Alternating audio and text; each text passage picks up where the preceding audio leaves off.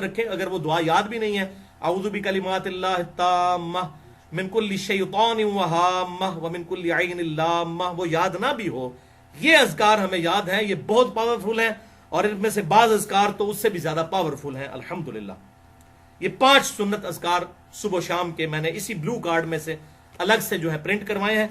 आप ये research paper number 7 अगर डाउनलोड कर लें ahlesunnatpak.com से, उसके आखिरी पेज पे ये लिखे हुए हैं। हम हजारों की तादाद में इसकी हार्ड कापीज भी तकसीम करते हैं। पहला वजीफा सुन लें, आयतुल कुर्सी का वजीफा, सूरतुल बकरा की आयत नंबर 255, जिसके बारे में सही बुखारी में इंटरनेशनल नंबर के मुताबिक 2311 नंबर हदीस है कि आप सल्लल्लाहु अलैहि वसल्लम ने इस बात को एंडोर्स किया जब शैतान इंसानी शक्ल में हजरत अबू हुरैरा के पास आया रज़ियल्लाहु ताला अन्हु।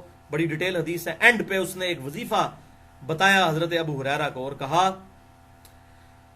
कि अबू हुरैरा, अगर तुम रात को सोने से पहले आयतुल कुर्सी सूरतुल बकरा की आयत नंबर 255 पढ़ लोगे, अल्लाहु ला इलाहा इल्ला हुवल हय्युल क़य्यूम व हुवल अलिय्युल अज़ीम तक, तो पूरी रात अल्लाह ताला की तरफ से एक फरिश्ता तुम्हारी हिफाजत पर मामूर हो जाएगा। फरिश्ते को पुकारना नहीं, पुकारना अल्लाह को है, अल्लाह मामूर कर देगा। ठीक है, फरिश्ते को पुकार नहीं सकते, पुकारना अल्लाह ही को है। तो ये शैतान ने वजीफा दिया और अपनी जान छुड़ाई। तो आप सल्लल्लाहु अलैहि वसल्लम की खिदमत में हजरत अबू हुरैरा आए, तो आप सल्लल्लाहु अलैहि वसल्लम ने फरमाया कि वो है तो झूठा था, इंसानी शक्ल में आया, वो शैतान था। अबू हुरैरा तुझे पता नहीं चला, लेकिन बात उसने सच्ची की है।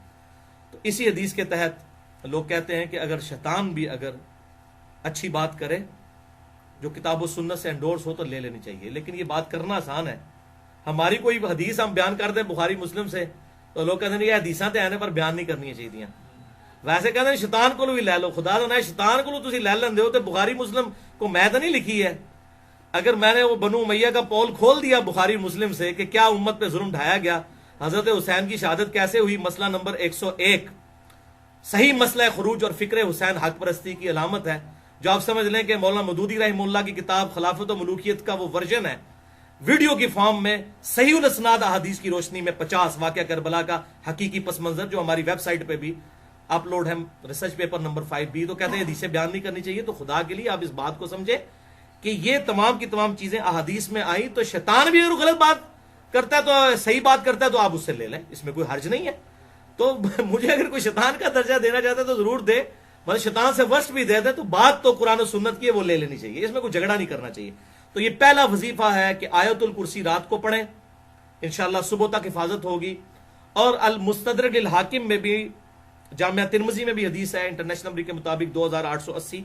ये सेहत के एतबार से तो मजबूत नहीं है, लेकिन इसको सपोर्टिव है सही बुखारी की इस हदीस को। मैं इसलिए बयान कर दूं कि जो सुबह के वक्त आयतुल कुर्सी पढ़ता है शाम तक अल्लाह की हिफाजत में रहता है, जो शाम को पढ़ लेता है सुबह तक रहता है हिफाजत में। तो शाम से सुबह तक तो ये बुखारी से साबित हो गया 2311। तो सुबह वाला साइमल्टेनियस कंट्रास्ट भी एम्प्लाइड है इसके अंदर। आयतुल कुर्सी का वजीफा सुबह और शाम कितनी दफा? एक दफा। ये कोई मुश्किल काम है?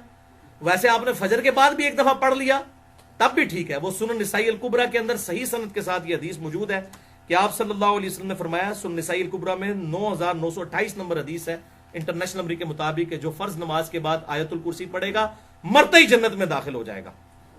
लेकिन नमाज पढ़ेगा तो नमाज पढ़े बगैर तो नहीं जान छूटनी, नमाज पढ़ने के बाद पढ़ेगा, खाली आयतुल कुर्सी पढ़ने से जन्नत में नहीं जाएगा। तो आयतुल कुर्सी वो हम जो फजर के बाद एक दफा पढ़ लेते हैं वो भी हो जाती है इस हवाले से। अगर हम एहतमाम के साथ पढ़ लेंगे, लादा से पढ़ ले तो ज्यादा बेहतर है। दूसरा वजीफा जबरदस्त, ये अक्सर लोग कहते हैं तावीज लेके आए ना पीर साहब को, तावीज बड़े काम का तावीज। और तावीज को हम भी मानते हैं, लेकिन सुन्नत तावीज को, तावीज क्या कहते हैं? पनाह देने वाली, आऊज़ु बिकलिमातिल्लाह, मैं अल्लाह की पनाह में आता हूं। तावीज क्या होता है? पनाह देने वाली चीज।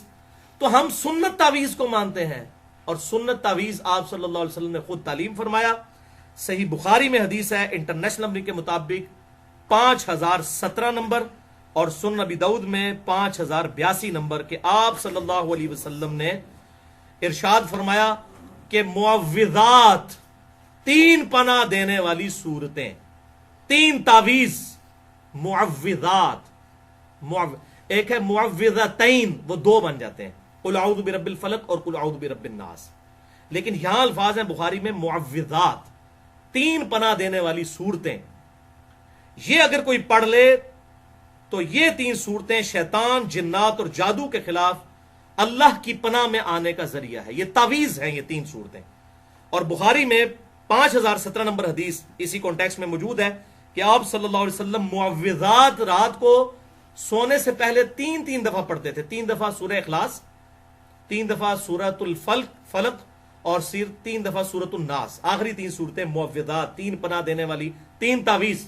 अब मुझसे वो पूछता है तावीज, मैं कहते मन्ने जनाब तावीज क्यों नहीं, 3 तावीज पढ़ के 3-3 दफा आप सल्लल्लाहु अलैहि वसल्लम हाथों को फूंक के अपने पूरे जिस्म पे जहां तक हाथ पहुंचता था आप सल्लल्लाहु अलैहि वसल्लम दम किया करते थे। यह है सुन्नत। दम को भी हम मानते हैं। और कुर्बान जब हजरत आयशा के अल्फाज हैं इसी हदीस में कि जब हुजूर बीमार हो गए तो मैं ये